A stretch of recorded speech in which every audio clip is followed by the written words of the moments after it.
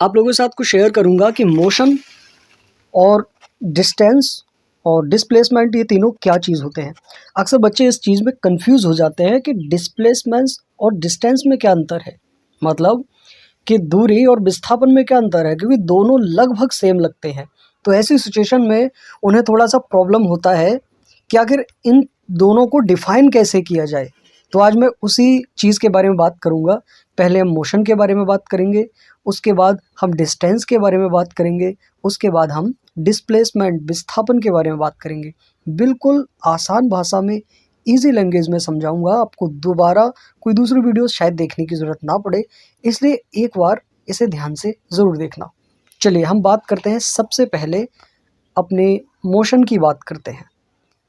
तो अभी मैं निकाल लेता हूँ यहाँ से, ठीक है। देखिए मोशन क्या है, गति क्या है। तो जब कोई वस्तु या व्यक्ति समय के साथ अपना स्थान बदलता हो तो उसे हम गति कहते हैं। या कोई व्यक्ति या वस्तु एक स्थान से दूसरे स्थान के लिए जाने में जो मूवमेंट करता है, जो उसमें बदलाव करता है, तो उसे हम गति कहते हैं। अब केवल यहाँ पर जाने वाली बात नहीं है, गति किसी भी प्रकार की हो सकती है। जैसे आप खाना खा रहे हो तो वहाँ पर आपका हाथ गति कर रहा है, आपका हाथ स्थान बदल रहा है। मुंह की तरफ आप लेकर आ रहे हो तो स्थान बदला, थाली में लेकर जा रहे हो तो वो स्थान बदल रहा है। तो मतलब यहाँ पर आपका हाथ गति कर रहा है। उसी तरह से जब आप कहीं पर जा रहे हो तो एक स्थान से दूसरे स्थान पर, तब आप गति कर रहे हो, मूवमेंट कर रहे हैं आपके पैर। तो इसका मतलब है ये स्थिति मूवमेंट है, गति की स्थिति है।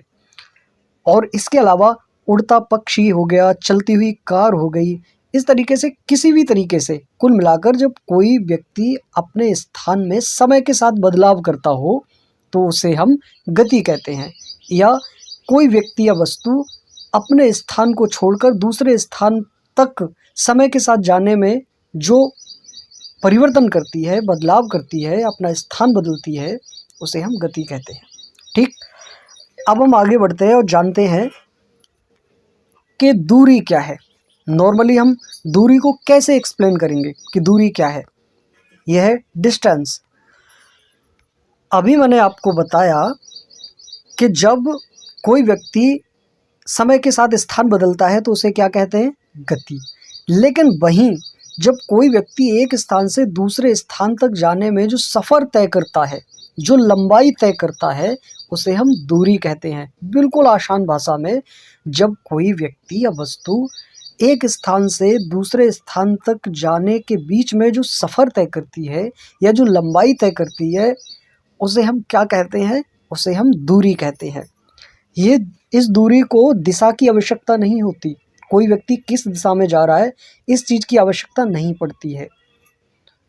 ठीक है, जैसे कोई व्यक्ति यहाँ पर नीचे दिया है, अगर कोई व्यक्ति, कोई बच्चा बाज़ार जाता है 3 किलोमीटर और फिर वो उसके बाद पार्क में जाता है, तो टोटल जो उसने दूरी कितनी तय की, टोटल उसने दूरी 5 किलोमीटर तय की है। इससे फ़र्क नहीं पड़ता है कि बाज़ार किधर है और उसका स्कूल किधर है। ठीक है, तो यह कुल मिलाकर विशेष ध्यान रखने वाली बात यह है, यहाँ पर दिशा की आवश्यकता नहीं होती। अब आया हमारा डिस्प्लेसमेंट।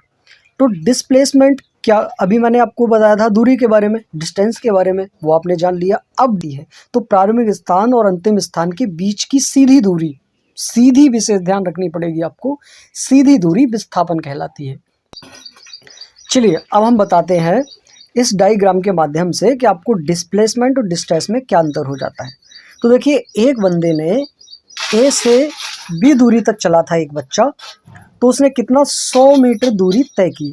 ठीक, लेकिन वो बी से वापस ए तक आ गया, तो उसने 100 इधर गया था और 100 वापस आने में, तो उसने टोटल दूरी 200 तय की। तो ये तो हो गई आपकी दूरी। लेकिन बच्चा वापस ए पर आ गया, तो ए से ए की दूरी कितनी होगी, 0। मतलब यही डिस्प्लेसमेंट है। अब मैं आपको दूसरे तरीके से समझाता हूँ। यहाँ पर एक डायग्राम बना लेता हूँ हाथ से। ये हमारा त्रिकोण डायग्राम है, ठीक है। ये है ए हमारा, ये है बी हमारा, और ये हमारा सी। ठीक, ये है हमारा 100 मीटर और ये भी हमारा 100 मीटर है। और ये हमारा मान लो 50 मीटर है, ठीक, 50। अब एक बच्चा ए से बी तक की दूरी तय करता है, उसने 100 मीटर दूरी तय की। फिर बी से सी तक की दूरी करता है, उसने फिर 100 मीटर दूरी तय की। तो यहाँ पर टोटल दूरी 200 हो गई। लेकिन यहाँ पर डिस्प्लेसमेंट क्या हुआ, ए से सी तक ए से सी तक की सीधी दूरी कितनी बनी, 50 बनी। तो यही हमारा डिस्प्लेसमेंट है। जो टोटल दूरी उसने तय की वो 200 तय की, लेकिन ए से सी तक जो उसने लास्ट मूवमेंट किया था, ए से बी तक, प्रारंभ से अंतिम तक की बीच की दूरी जो उसने तय की वो 50 मीटर तय की। तो यही डिस्प्लेसमेंट है कि प्रारंभ से अंतिम स्थान के बीच की सीधी दूरी कितनी होती, क्या होती है, डिस्प्लेसमेंट या विस्थापन। तो आशा करता हूँ आपको ये बात समझ में आई होगी। देखो, अगर तुम्हारा कोई कमेंट हो या किसी और पर वीडियो एक्सप्लेन में चाहते हो इजी भाषा में, तो कमेंट में ज़रूर बताना।